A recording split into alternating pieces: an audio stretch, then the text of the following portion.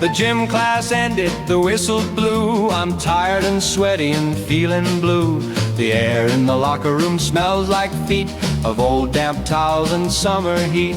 I'm shoving my sneakers inside of my bin, wondering when the next day will begin. But behind the jerseys hanging in a row is a heavy oak door with a golden glow.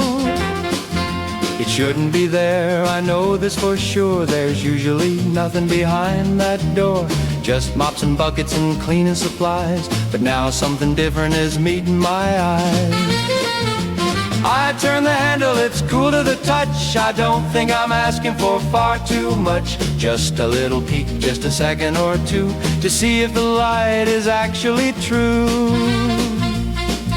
I step through the frame and the floor disappears. The sound of the hallway fades from my ears. The tiles are gone, now it's soft emerald grass, far from the bells and the boring old class. The ceiling is gone, replaced by a sky where 3 silver moons go wandering by.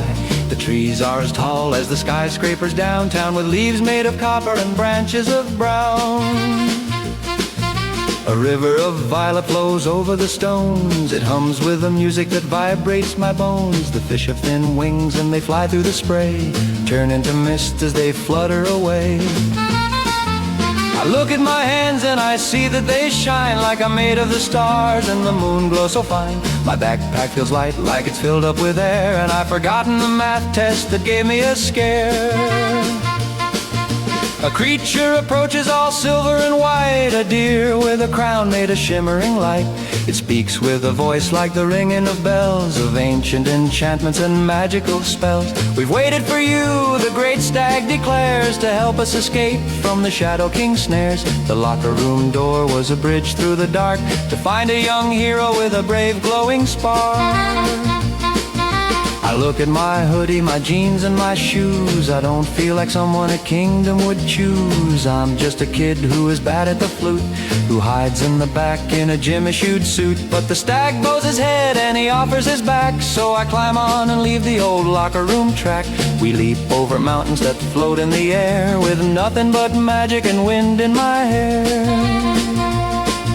We pass through a forest where mushrooms are homes to tiny blue people and grumpy old gnomes. They wave their small hats as we gallop on by, under the glow of the violet-hued sky. I see a great castle built high on a cloud, with banners of silk that are noble and proud. There are dragons in flight like giant red kites, guarding the towers and flickering lights.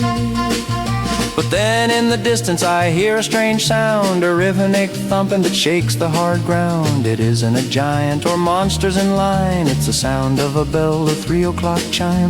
The world starts to flicker, the colors turn gray. The stag and the castle are fading away. The smell of the pine and the magic so sweet is replaced by the locker room sneakers and feet. I'm standing alone by the janitor's closet, my hand on the knob, but I've managed to lose it. The feeling of flying, the wind and the light, the stag and the dragons and the magical sight. I open the door, but it's only a broom, just a dark little space in a cold little room. I sigh and I grab my old heavy backpack and head to the bus on the gravelly track.